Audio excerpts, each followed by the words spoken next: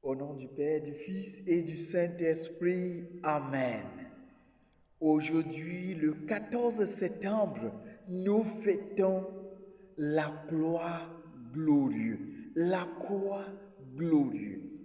Ce dimanche, le 24e dimanche du temps ordinaire, année C, nous quittons l'ordinaire de ce temps pour fêter la croix glorieuse.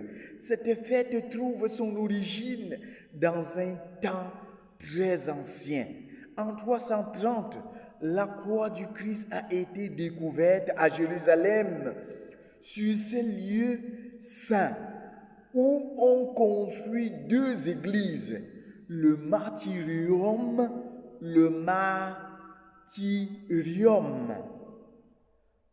en mémoire de la mort du Sauveur. Saint-Sépulcre, ça veut dire le tombeau du Seigneur. Et l'autre église, l'Anastasie, dont le nom en grec trouve son origine dans la résurrection de notre Seigneur et Sauveur Jésus-Christ. La fête du 14 septembre, appelée encore exaltation de la croix, est devenue la fête de la croix glorieuse en 1960. Les textes prévus dans la liturgie d'aujourd'hui, dans le lectionnaire de la fête de la croix glorieuse, la première lecture est tirée du livre de Nombres, chapitre 21, versets 4 à 9.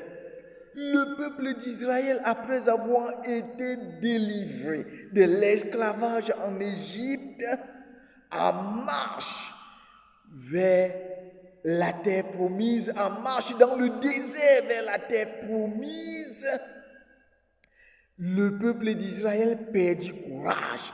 Il perd courage. Il récrimine contre Dieu et contre Moïse. Et qu'est-ce qu'ils disent? Pourquoi nous avoir fait monter d'Égypte? Était-ce pour nous faire mourir dans le désert où il n'y a ni pain ni eau? Nous sommes dégoûtés de cette nourriture misérable. Ce peuple tombe dans le dégoût de cette nourriture misérable qui était la manne venue descendue du ciel. Le peuple tombe dans le péché de l'impatience. Le peuple tombe dans le péché de l'impatience. Quand on attend quelque chose de Dieu, on devient impatient. Et le peuple tombe dans le péché de l'ingratitude. Avec tout ce que Dieu a fait pour eux, ils sont ingrats. Des fois, nous sommes ingrats, mon frère, ma soeur. D'après le bien que Dieu a accompli dans notre vie, nous ne savons pas dire merci, nous sommes ingrats. Il murmure. Toi, tu murmures toujours. Et tu fais des comparaisons. Le peuple murmure, doutant de la providence de Dieu. Refus de faire confiance au chemin. Refus de faire confiance à un chemin. Mon frère, ma soeur, nous sommes en marche vers le royaume des cieux. Nous sommes les pèlerins sur la terre. Est-ce que dans notre marche de pèlerine, nous récriminons aussi contre Dieu et contre ses serviteurs qui annoncent la bonne nouvelle? Alors, voilà ce qui leur arrive. Le refus de faire confiance en Dieu en réponse à leur manque de confiance en Dieu, à leur récrimination, Dieu les envoie les serpents à la morsure brûlante. Alors quand les serpents commencent à les mordre, ils commencent à mourir et le peuple crie à Moïse. Il demande à Moïse d'intercéder pour eux. D'intercéder pour eux. Mon frère, sœur, le serpent, le venimeux symbole du mal qui ronge l'homme. lorsqu'il se détourne de Dieu, le péché nous ronge. Lorsqu'on se détourne de Dieu, le venin du péché nous atteint. Moïse accepte d'intercéder auprès de Dieu pour le peuple. Moïse accepte d'intercéder pour le peuple. Alors, mon frère, ma soeur, même si nous péchons et que nous crions devant Dieu, Dieu écoute toujours nos prières. Dieu ne nous abandonne pas parce que nous avons péché. Dieu ne nous tient pas en haine comme nous tenons nos frères en haine. Nous ne voulons même pas pardonner à nos frères et sœurs. Le Seigneur dit à Moïse, qu'est-ce que le Seigneur recommande à Moïse? Fais-toi un serpent et dresse-la au sommet des mâts. Fais-toi un serpent et dresse-la au sommet des mâts. Alors Moïse obéit. C'était le serpent qui les mordait. Mais on les présente encore quoi? Le serpent les a présentés. Moïse va les présenter quoi? Le serpent. Et celui qui regardera vers le serpent de bronze trouvera la guérison, la délivrance. Mon frère, ma soeur, aujourd'hui le serpent nous est présenté. Ce serpent du livre de la Genèse chapitre 3. Ce serpent qui avait trompé l'homme, Adam et Ève.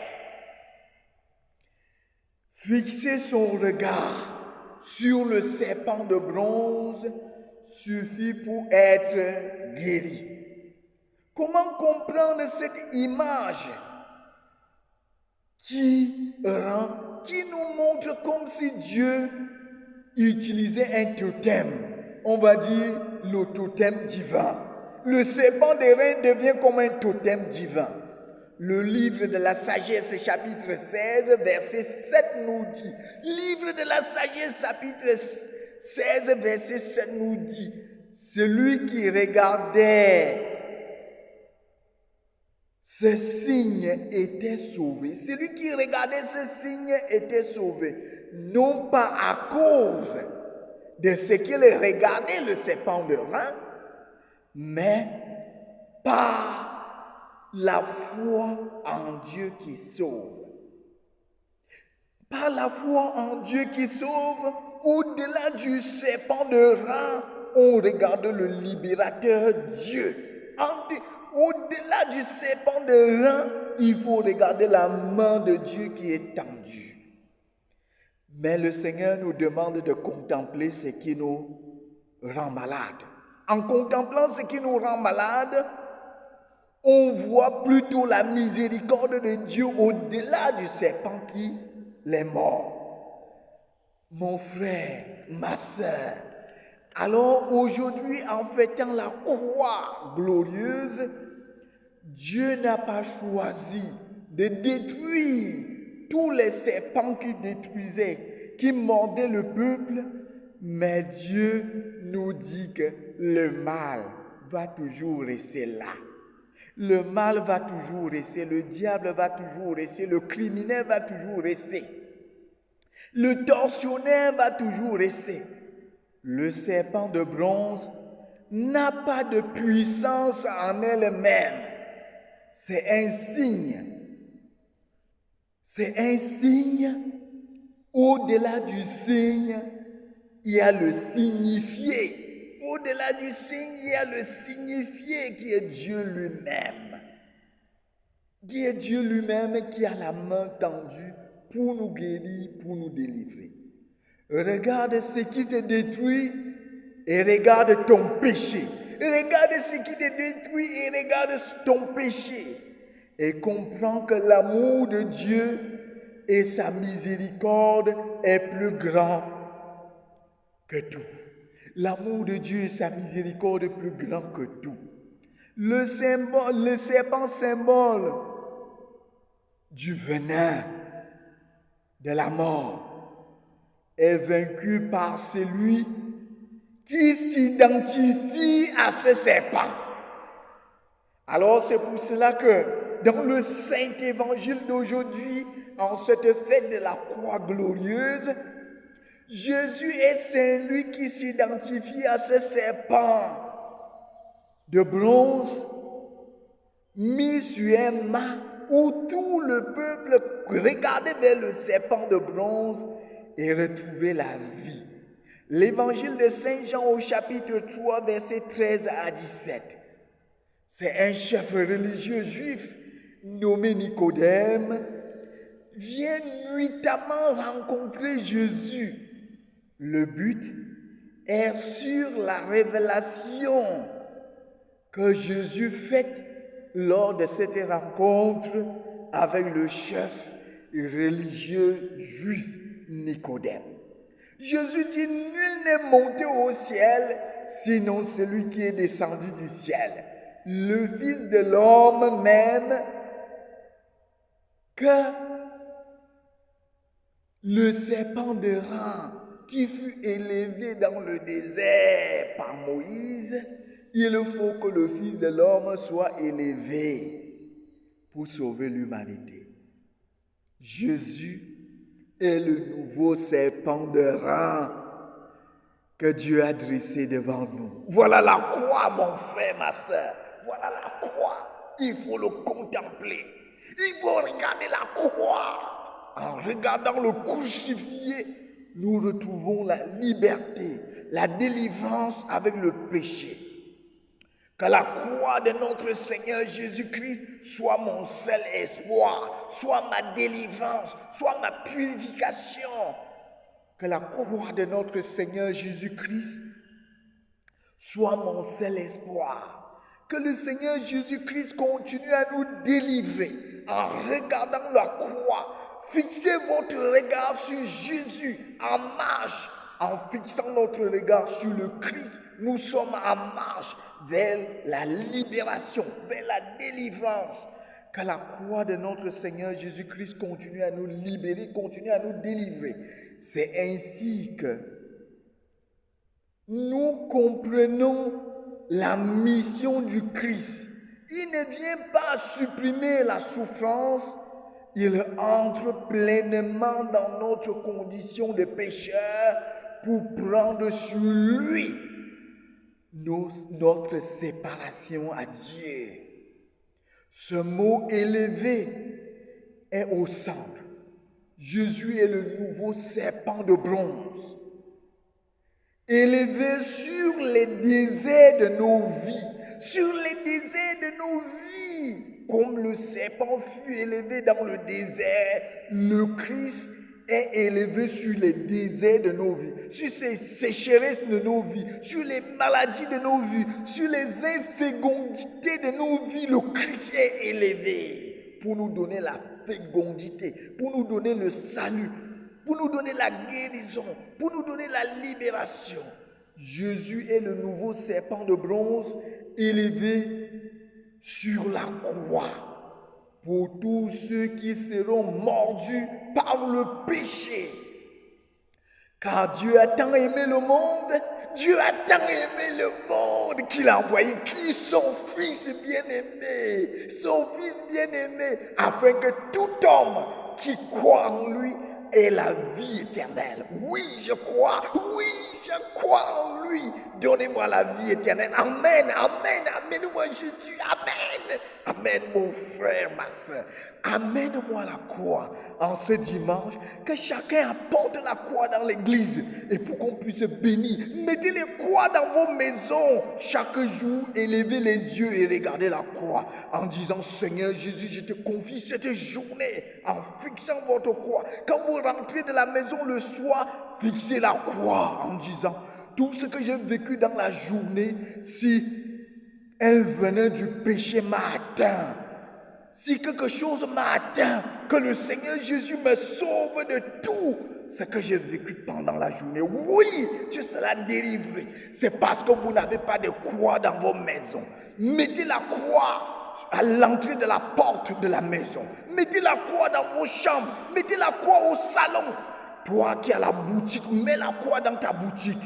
Toi qui as un magasin, mets la croix là-bas. Toi qui as un restaurant, mets la croix et tu vas voir, les ennemis ne pourront plus rien parce que nous avons mettez la croix. Et alors, le serpent de bronze fut élevé dans le désert.